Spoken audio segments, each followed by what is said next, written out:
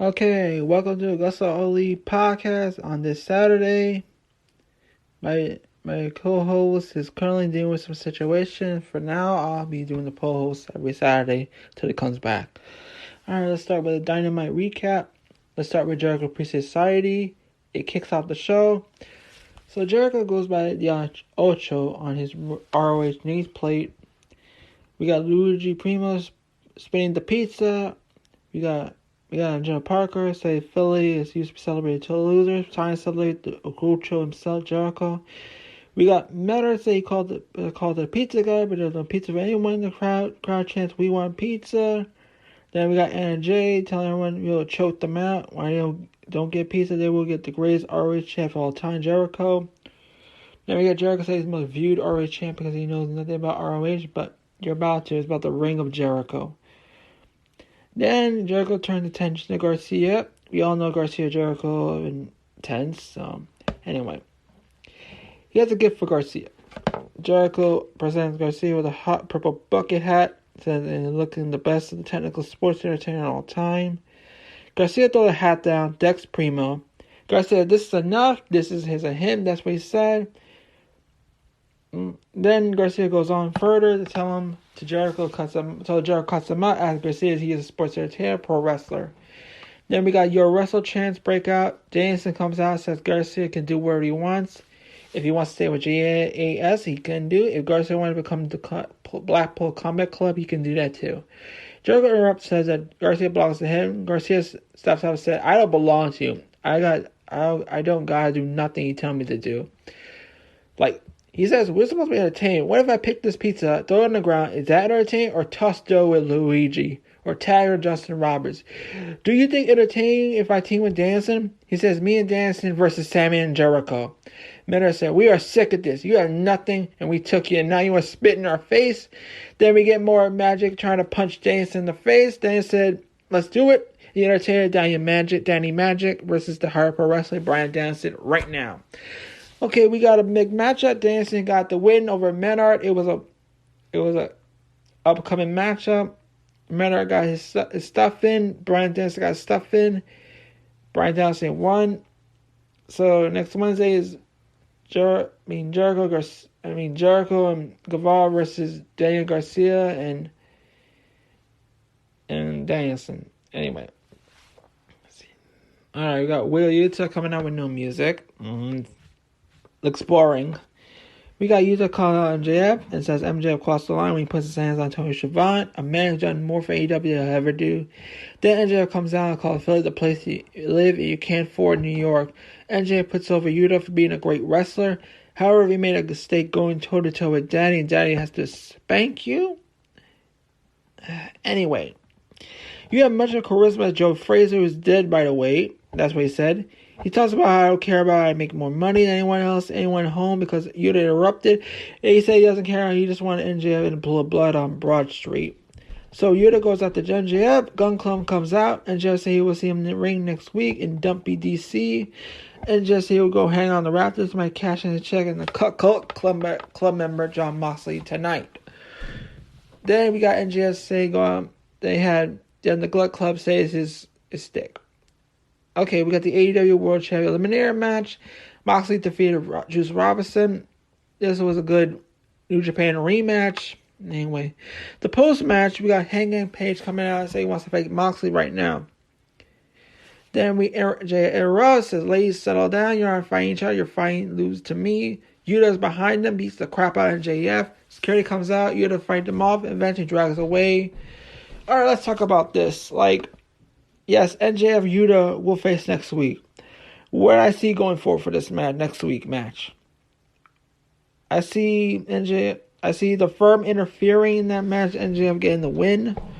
I want to see more of the Blackpool Combat Club versus the Firm, with NJF leading. Imagine the Gun Club, the Gun Club versus Castagnoli and Moxley. They had lack of numbers. Anyway, we just put some dream matches. We could see Castagnoli versus NJF. Imagine we see William Regal facing MJF, and Regal puts MJF over. Imagine that. Like, it will be big. Like something like big. You go big, you have to go big or go home. That's what I say. Okay, we got Saraya coming out to Master Pop saying, I'm back. The crowd chants, welcome back. Saraya said she's damaged, she's not broken, she's here to create change, she is the revolution. We got the This Your House chants from the fans. Alright, basically, she's still broken. She's still hurt. She's not going to be able to wrestle still. She will get cleared. That's what I hear say. Then she called for the women to come out. We got Storm, Dina, Nightingale, Sky Blue, Master Rain, Joyce Saraya in the ring. Saraya asked for a round of applause at them. Saraya put Tony over as the best champion AEW has seen. Great stuff. Britt Baker, Hater, Mabel Pennant before it erupted. Baker later said Saraya has another shiny toy. I am the face of the decision. I put blood, sweat, and tears in my neck, and like yours, mine can handle it. You run this place, but half people can't pronounce her name. Saraya said Britt's name rhymes with shit. Well, that was censored because this was the new policy with Warner Media. Baker says Tony has to deal with Scarlet Deep tonight as crowd chants with Hater. Saraya says she's going to talk to Tony Khan backstage and next Friday is see a boss that listens to her. Tonight's the match is a lumberjack match. What I get from this that Paige talks about the women's revolution, talks shit about WWE mostly, but I think it has a point, and AEW should get a big change in the women's division. Okay, we got a lumberjack match. Alright, anyway, lumberjack match. Storm defeated Dee to retain the interim women's championship. It was a crazy matchup. Everyone was involved. Everyone got their share of the television boost. It was good. So anyway, yeah, it's good. Now we go backstage to Siobhan to claim next Monday, National Scissoring Day. Then we got Keith Lee involvement. Like, Swerve is not here because he's a Florida Storm. He'll be back next week. Yeah, so Keith talked about him got lucky when Billy Gunn hit the famouser on Swerve. So says good luck with the belts, whatever. I see a rematch going on with the Acclaim and Swerve and Keith Lee. And I want to be like a rubber match. So anyway, yeah. So there was also an open contract to defend the titles on Rampage. And again, I already told you, Keith Lee enters, says Strickland is in the show because it's going over Billy Gunn getting involved, costing the titles. Then Gunn had two of her. Swerve stressed me. It was pretty much like that. That's what I told you about the segment. That was pretty much. Yeah. Backstage, info are starting with Private Party, telling them to shape up or get out. Then they all storm out as Matt Hardy comes out, tells them to quit your deal. I'll be waiting here. Big Money Matt won't let you down. Something like that. So basically, it's gonna be. We hope I don't want to see no Big Money Matt with Private Party. That's gonna be dumb. Not this again. It didn't work. Please don't do it again. It didn't help Private Party. As for AFO, this is gonna come down with Private Party, AFO, and Butcher and the Blade. So anyway. You got Ricky Starks defeating Eli Isom. This was a squash match. Ricky Starks get back on track. So Starks is getting back on track, and it's good. Starks is getting back on track. Honestly, I don't know, Starks. I see him win the AEW World Title. Or have him win the TNT champion. That makes sense. Alright. We got Jericho in the main event versus Bandito to retain the RH World Champion. Jericho won. It was a big bout. Put over Bandito. Even though Bandito lost. Alright. We go to the post-match. Jericho with Bobby Cruz. Jericho says he's going to destroy RH. Just desecrate and beat every Ring of Jericho title holder. Rewrite Ring of Jericho history. Then we got to October 12th, dancing in Toronto. You and me, RH World Title. I'm going to destroy every RH commentator, ring announcer, wrestler. This is now Jericho's goal. What I see is Jericho's going to destroy Ring of Honor's reputation. And I see later down the line, Garcia taking the Irish world title from Jericho. That's what mostly happened. Now we go to news and topics. Alright, let's start with news and topics. Then after that, later on, we'll do Rampage. Okay, backstage news on plans changing this week's AEW Dynamite. Hurricane Ann reportedly forced changes this week. Dynamite from the Lacrosse Center, Philadelphia, Pennsylvania. As known, AEW President Tony Khan announced this earlier week that attendance at Dynamite was voluntary this week due to Hurricane Ian making landfall in the state of Florida. In an update, new report from Fightful Select noted there are a few of options related to the storm related to the big changes to the planned Dynamite show. It was known that Swerve Strickland was scheduled to work here, unable to travel to Philadelphia due to Swerve's absence. Keith was solo, worked the backstage segment with the Acclaim. As in the video, Lee accused Billy Gunn cost him the tag titles. Yeah, we already told you. They got carried. Lee wished him good luck, walked up, claimed to defend on Riley's Rampage, a triple threat against the Butcher, the Blade, the Private Party. And then Samoa Joe was unable to make this week's Dynamite. So apparently there's a plan with Samoa Joe and Wardlow was going to be start a feud with. It was Keith Lee and Swerve Strickland. That was going to be the planned feud for this week, I heard. But unfortunately, he couldn't make it, so that's delayed, so that's true. Remember, last week, Samoa Joe wrestled last week's Grand Slam Rampage tapings with champion Wardlow for a win over Woods and Tony Nese. Let's go to Kevin Dunn's Rumor Killer. There were already a status of Kevin Dunn. WWE does rumors making around Twitter. Else has left WWE. Dunn's status is 100% unchanged with the company. Anyone claims otherwise are set in the correct claims. So Kevin Dunn is still staying with WWE. I'm not surprised. That's the surprise part. Vince is gone, so I don't know what's going on. There ain't anyone Dunn can do Kevin Dunn's job, so it's pretty much. Sorry. As for changes in Dynamite, it was necessary. Tony Khan has to do the right thing necessary. Okay. Yeah.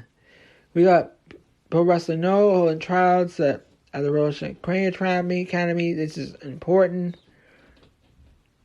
Yeah. Let's talk more about it. Like, Pro Wrestling No will hold trials in San Jose, California. Pro Wrestling Training Academy on November 17, 2022. Now, Machi Ferrucci and Kasi Naja were representatives from Noah tryouts. The Chosen Fire will be invited to Japan, part of Pro Wrestling Noah tour. The California-based Lucha Libre Pro Wrestling will eventually work with multiple platform entertainment company, Master Republic, Jakarta, P3 Group, Visa 37 Pro Wrestlers from Japan. This is about wrestlers from New Japan's Pro Wrestling Noah. During Gates Japan Wrestling Pro Wrestling Revolution starting later this year. PWR. We're bringing the hardest pro wrestling style of Japanese wrestling to Pro Wrestling Revolutions, and Gary Ramirez, who launched Revolution 2008, is a chance to combine Lucha Libre and Pro Wrestling styles been closely associated over the years. Now we're bringing Mexican Japanese wrestling connection to the States. That's nice. That should happen. We need some Mexican Japanese style wrestling to the States. Bring that shit. We need more of that. Now we got Dave Bautista starting a new film, Cooler.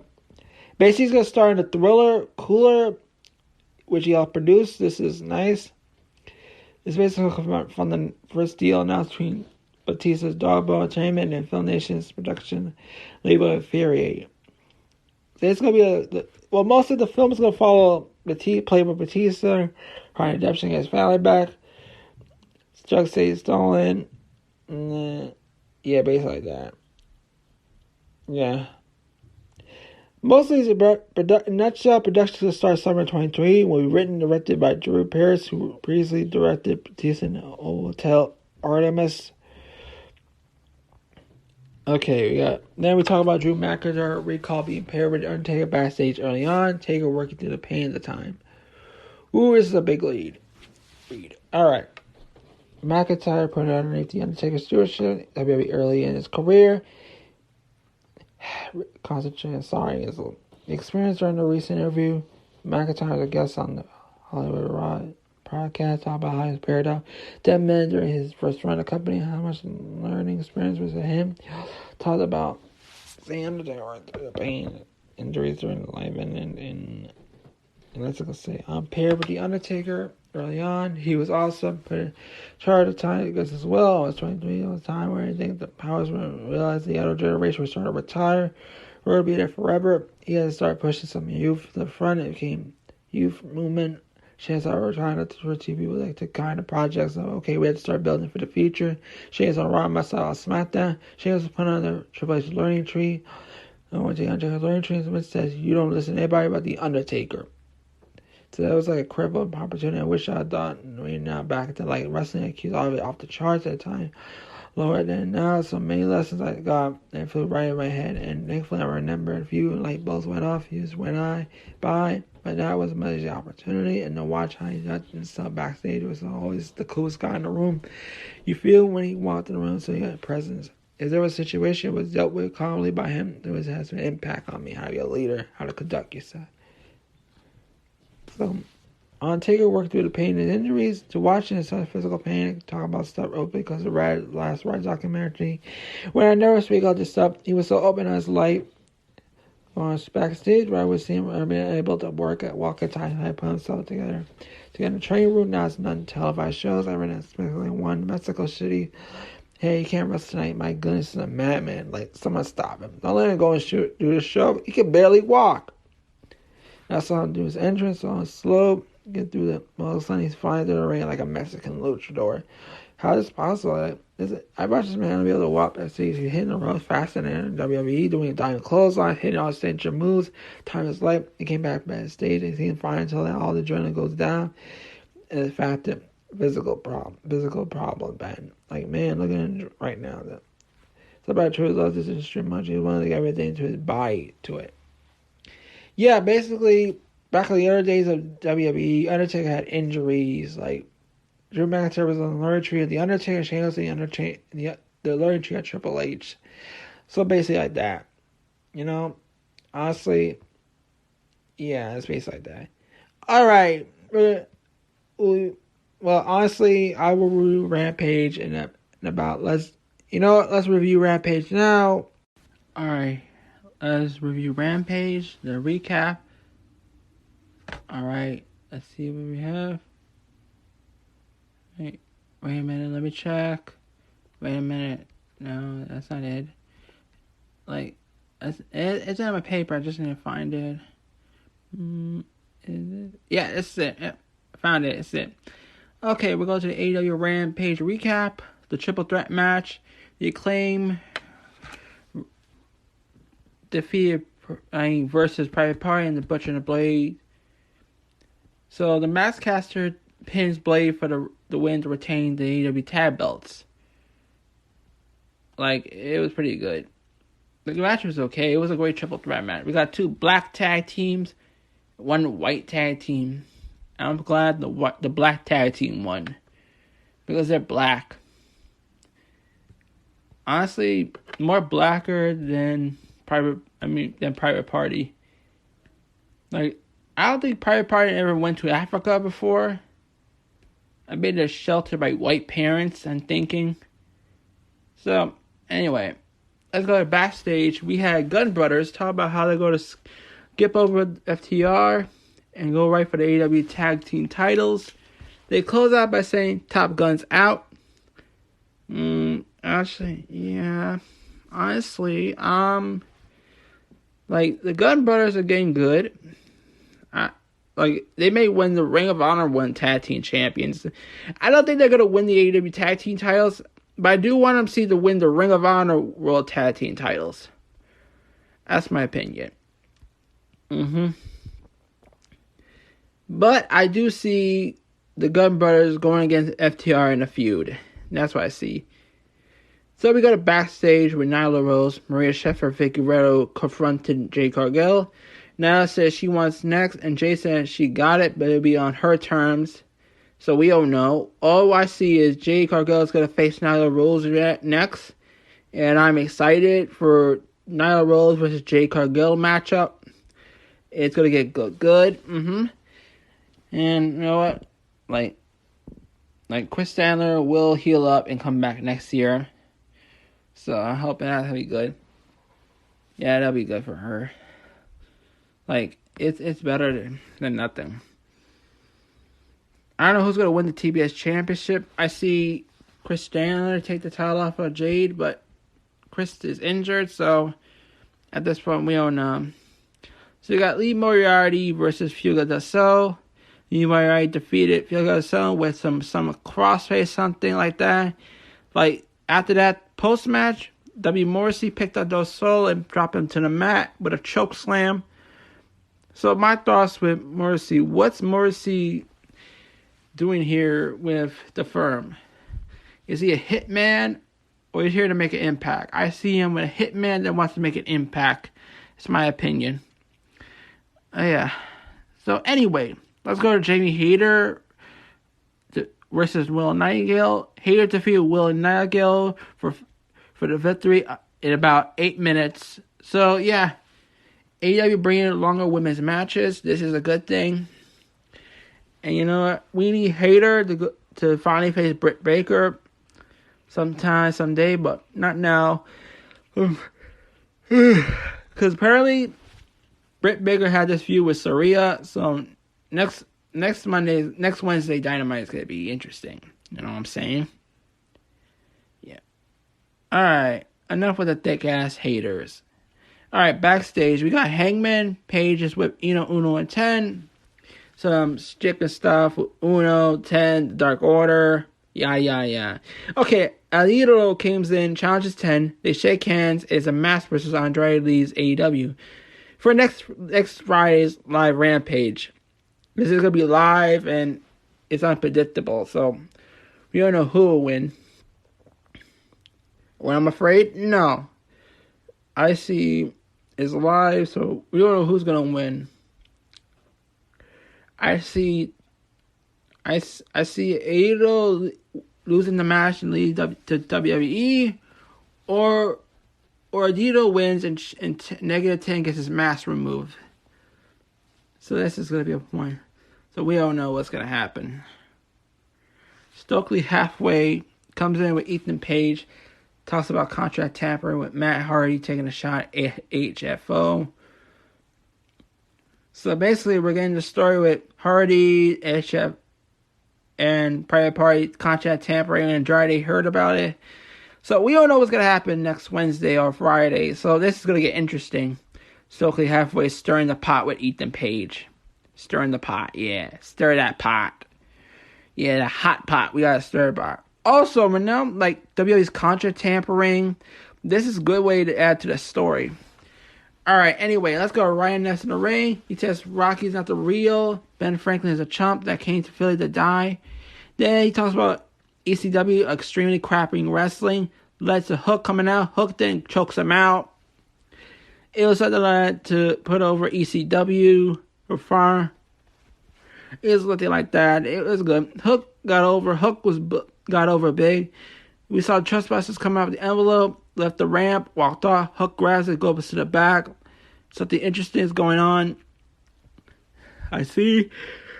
Anyway, there's a chance we might see a Trustbusters and Hook. So there's a possibility.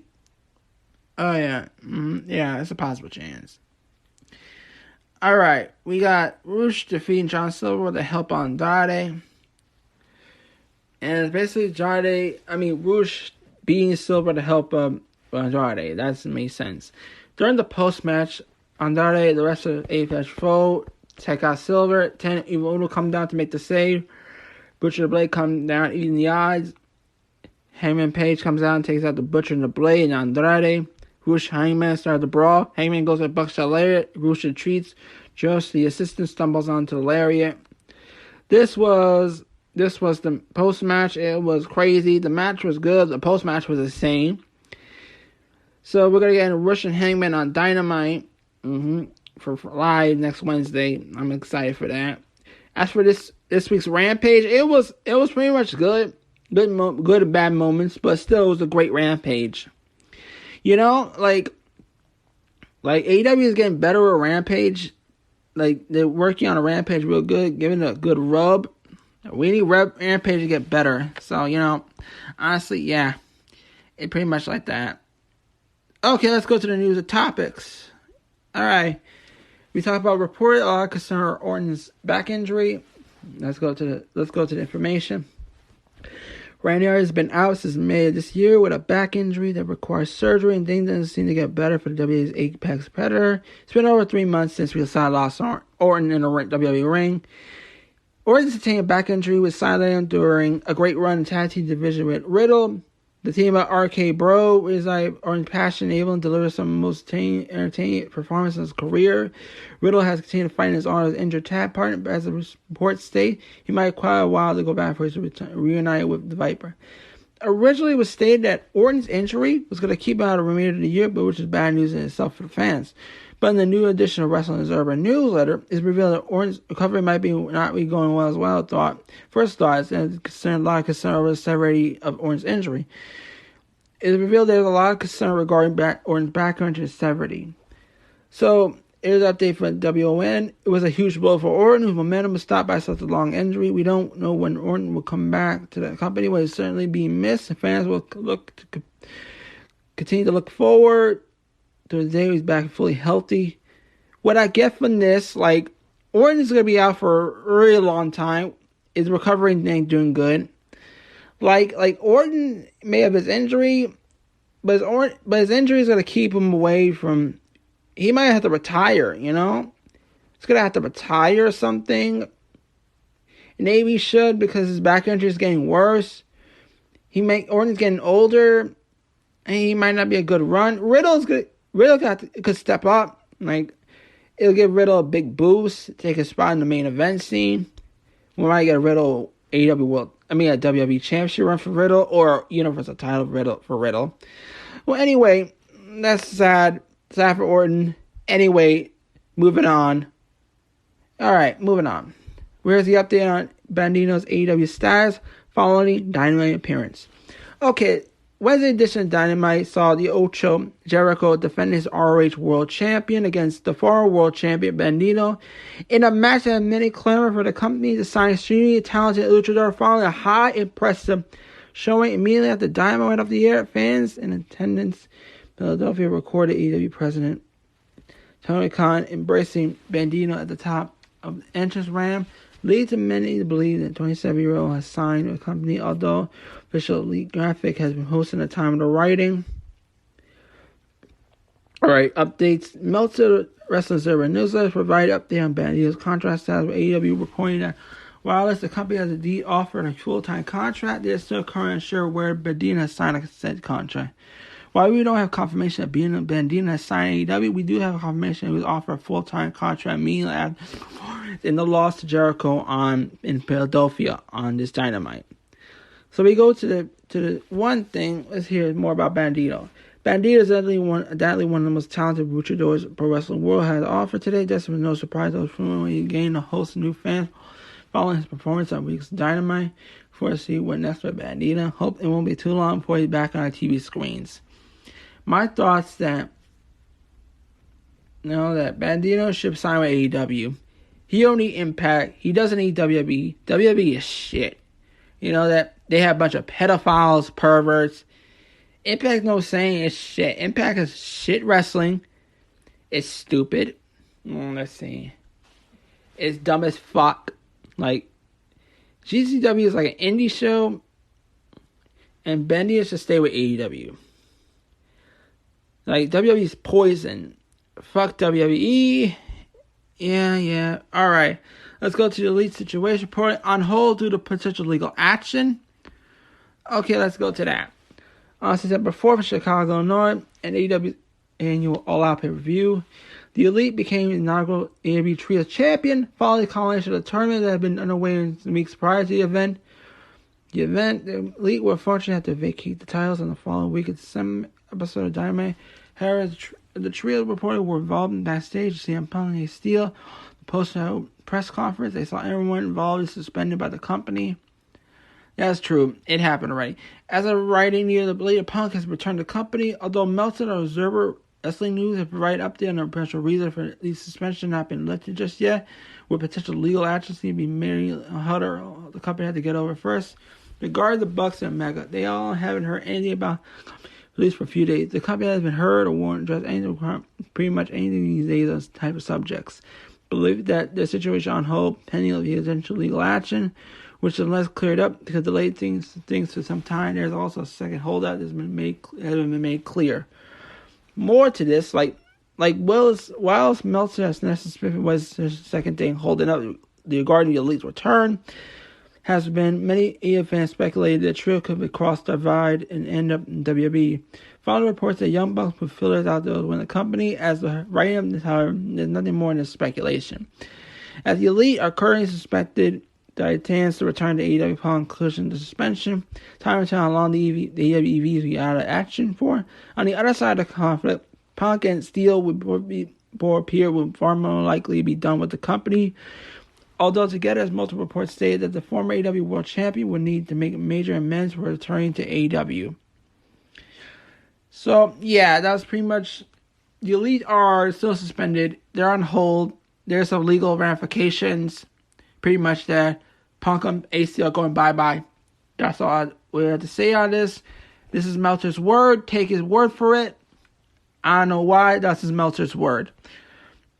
Yeah, that's what I gotta say. All right, thank y'all for AgostoAllElite podcast. I'll see y'all next Saturday if I can. Bye.